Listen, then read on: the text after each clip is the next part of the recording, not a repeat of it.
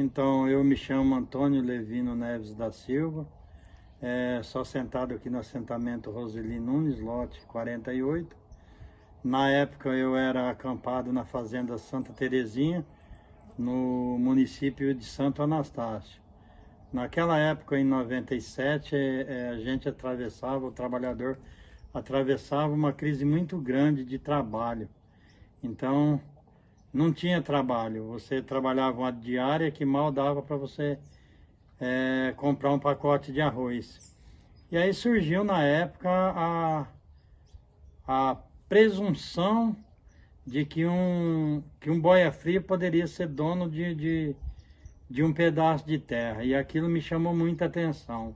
Eu toda a vida nasci e me criei no sítio e eu fiquei muito entusiasmado quando eu percebi que eu poderia ser o dono de pelo menos um alqueire de terra. E eu me empolguei, aí foi aonde eu comecei a procurar me entender mais o que era o MST. Na época era levantada essa bandeira e quem carregava essa bandeira e trouxe para o Pontal foi Zé Rainha de Olinda, mais os outros companheiros que vieram por depois, Zé Litro, e outros mais, que no momento a gente agora não está recordando nomes, mas tinha mais outros, Mineirinho e outros, enfim. E aí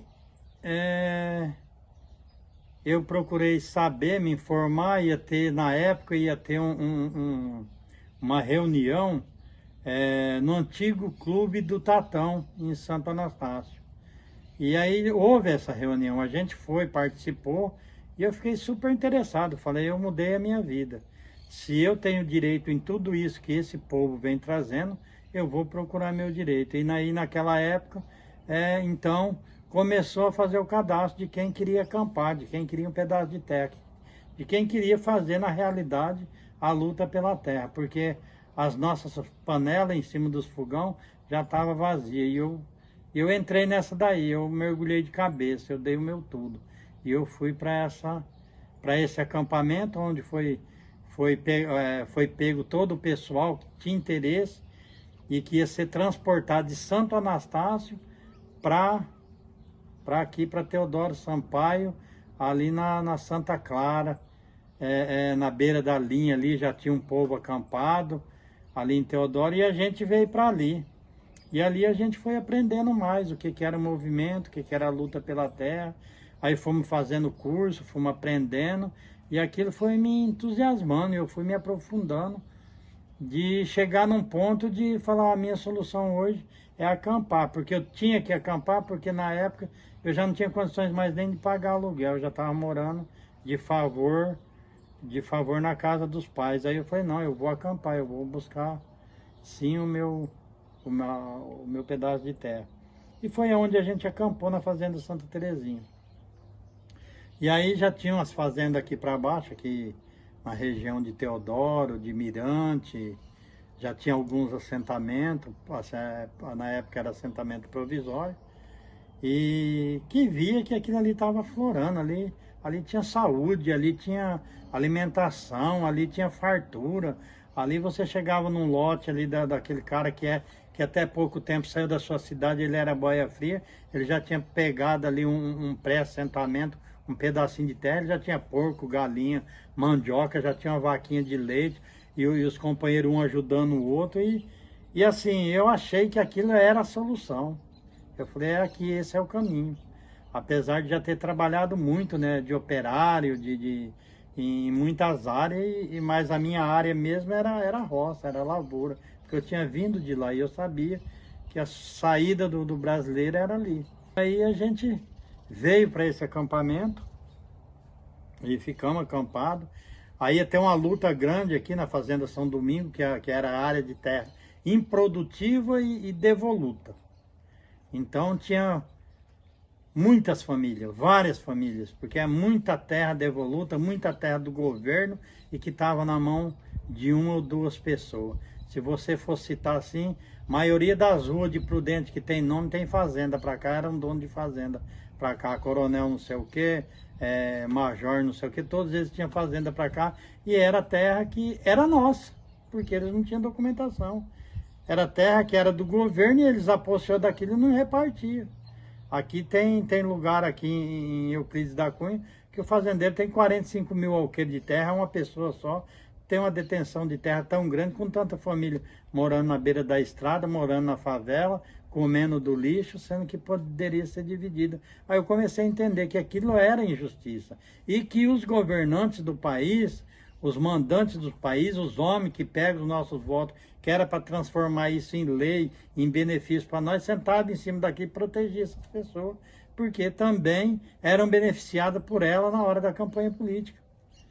E foi dessa forma que, quando falou, vamos ocupar até uma fazenda que tem, a terra é devoluta, e nós já tinha plantado dentro dela, e eles falavam que era devoluta, não, é área improdutiva, não produz nada. Aí nós ocupamos um pedaço, plantamos milho, e deu lá assim mais de 100 alqueires de milho, mas milho de primeira qualidade. E eles falavam que não dava, a justiça já tinha arrancado nós lá de dentro, mas tinha feito um acordo que nós voltaria para colher o milho. Foi quando a gente veio para São Domingo, em 97, e entramos para colher esse milho. Estava tudo acordado.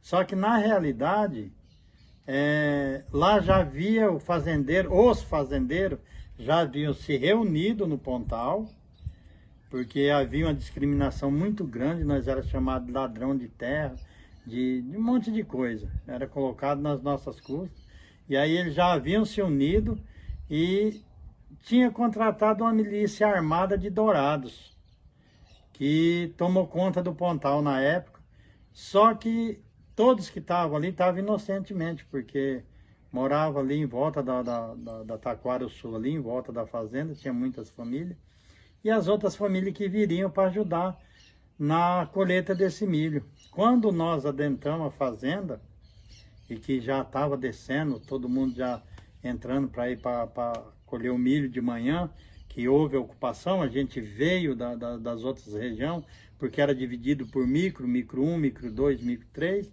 Então, quando as micros se uniu para ir colher esse milho, chegou na fazenda, era para começar depois do almoço. A gente chegou na madrugada, todo mundo chegou, todas as micros chegou para ajudar os companheiros, almoçamos e descemos para o nosso objetivo, que era quebrar o milho.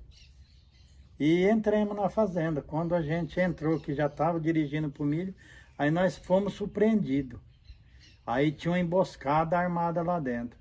E aí nós, naquela época, estava armado, na época real, porque a intenção nossa era terra, nós estávamos armados de foice, enxada, facão, mas nós foi surpreendido com metralhadora, calibre 12, teve até tiro de fuzil, que pegava as pessoas lá em cima no asfalto, e assim, fomos surpreendidos e fomos massacrados lá dentro. Foi vários companheiros, eu fui um dos que fui baleado, tomei tiro no peito, eles fizeram tocar em cima das árvores, de cima das árvores eles atiravam de carabina 12, atiravam de carabina 44, metralhadora, foi pego lá duas metralhadoras piripipi calibre 22, foi pegado o calibre .30 lá dentro, muita munição, muita arma e muito pistoleiro.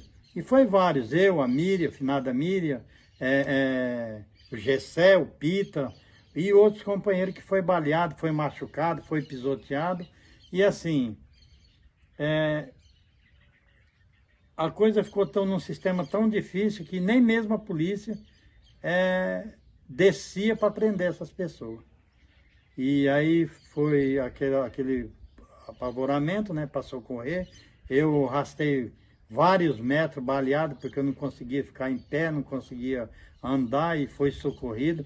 Para mim sair de lá de dentro foi mais de 2 horas, foi chuva de tiro, muita bala, muito tiro, eles queriam mesmo matar, eles não estavam para brincadeira. E o latifúndio até hoje, por incrível que pareça, continua latifúndio. Continua a fazenda lá do mesmo jeito. É uma fazenda improdutiva, é uma fazenda devoluta do governo e nunca foi resolvido o problema dessa fazenda.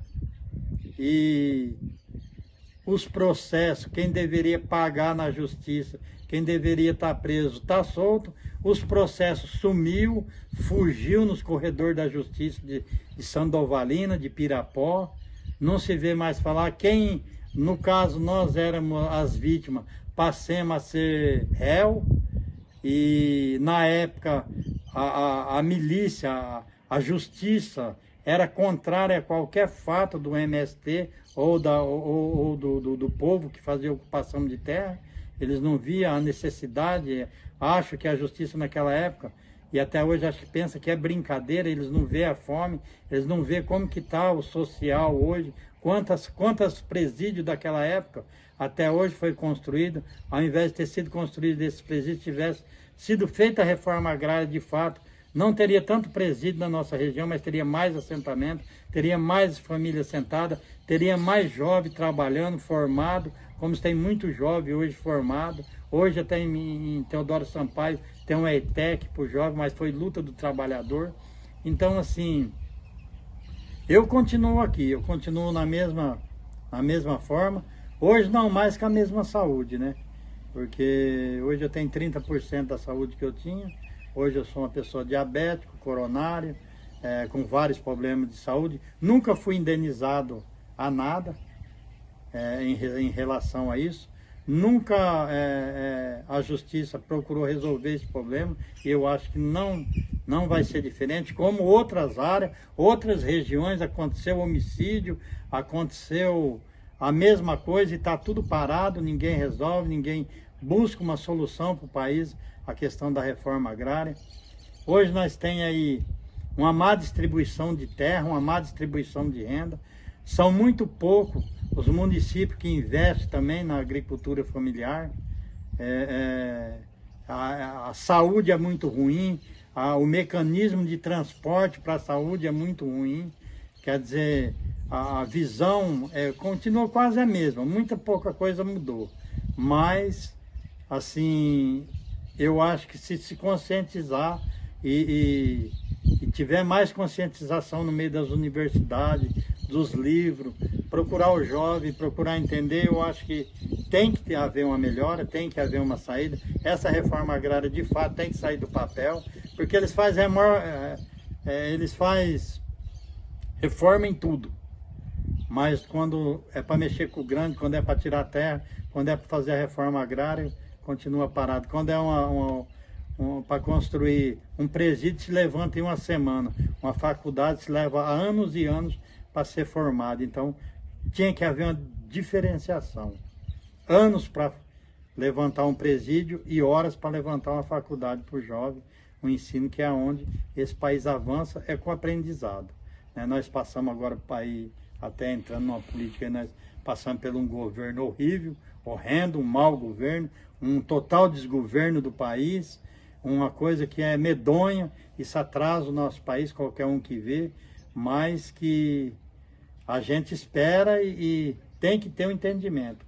O mundo, o país, ele muda conforme o aprendizado do jovem, a conscientização do jovem, social e politicamente, tanto na área rural como na área do campo, da cidade. Então é aí que vai haver a transformação.